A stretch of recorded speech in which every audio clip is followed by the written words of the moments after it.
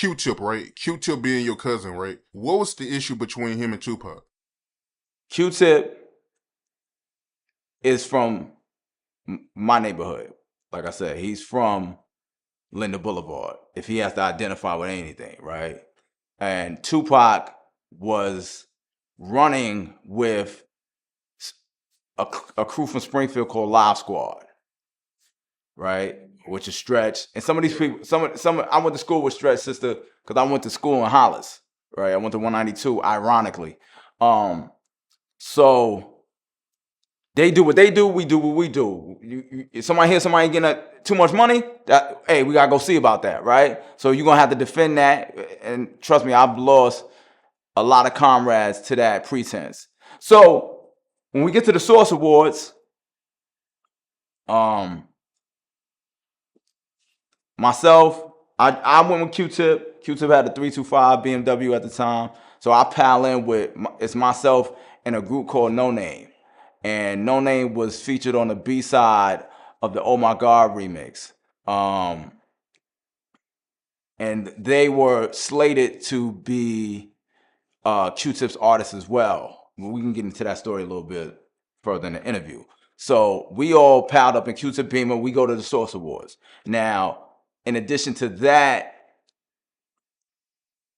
I have ties to Run DMC, not just through the battle with Run, but also through DMC, because a very, very, very close family friend of mine named Buddy is brothers with DMC's road manager, which was their road manager at the time, Eric Blamerville, right? So Eric, he brought all the 197 guys that I'm cool with to the Source Awards, right? So then when we all see each other, because remember, it's like, this is the beginning of the industry for rap at this time.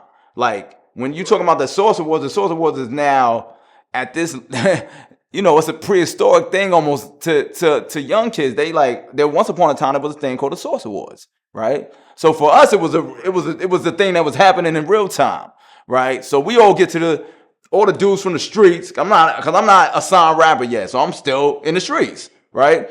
So all the niggas from Linden link up. So basically the guys that's with Q-Tip and the guys that's with Run DMC, we all link up, we rolling up, we smoking, right? And we see the Springfield niggas in there. They see us, right? And they've had problems with our older niggas. You know what I'm saying? So they see us and they with Pac, right? So when it gets time for Tribe to be presented, now remember also the Zulu Nation is with Tribe. So Q-Tip and Phifer from Linden. Jerobi is from a little further down the way. Ali is from Brooklyn, but they all kind of connect on a strength. When that group starts, it starts as part of the Zulu Nation on the strength of the Jungle Brothers.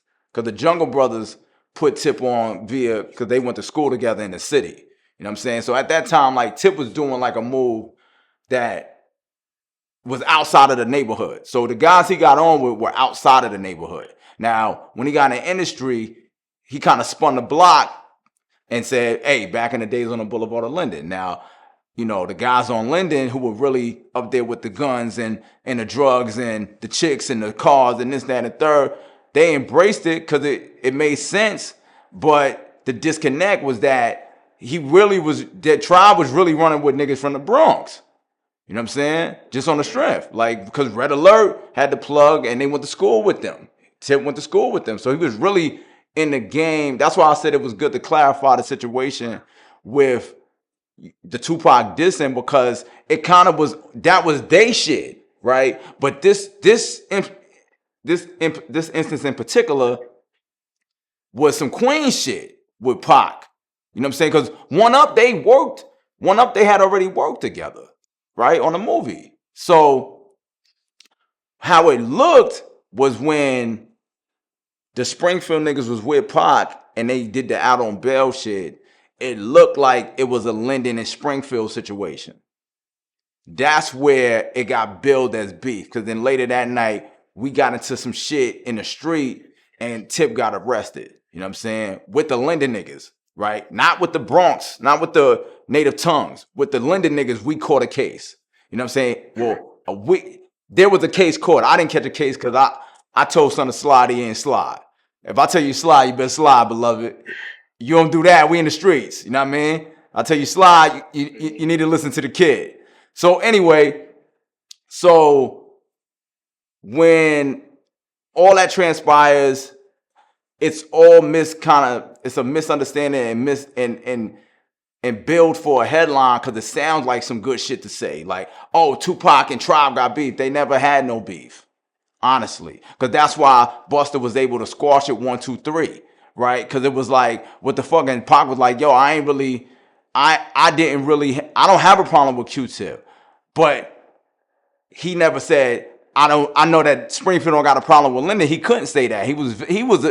So basically like the Springfield niggas was with Pac, and you know, they see a situation. Pac is not bigger than the streets at the time, bigger than they streets. So it's like, oh nah, that nigga Q-Tip be with the Linden niggas. You know what I'm saying? So yeah, Pac got beef with him because he with us. So that's where that comes from.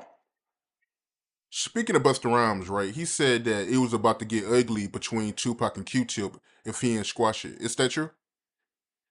No, it wasn't. It never was gonna get ugly, cause I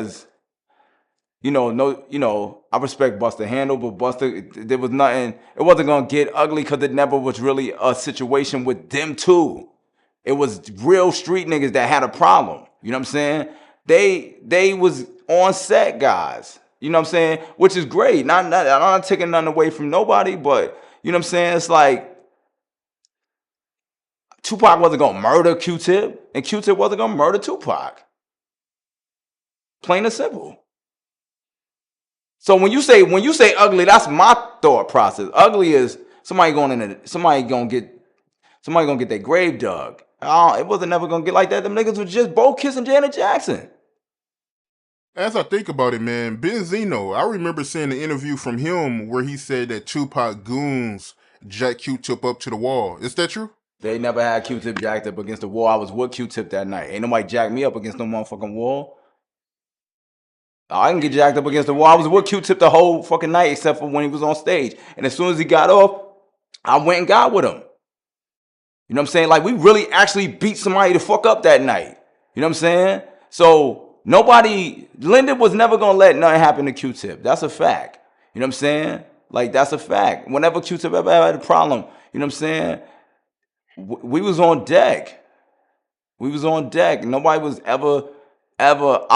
all always had razors on us. This when I was a kid. I'm a grown man now, but at that time they used to call me Ray Tip. They used to call me obviously Consequence, and they used to call me Razor Tip because I always had a gem star. Nobody was gonna ham Q-Tip up in front of me. Like, that's my peoples. You know what I'm saying?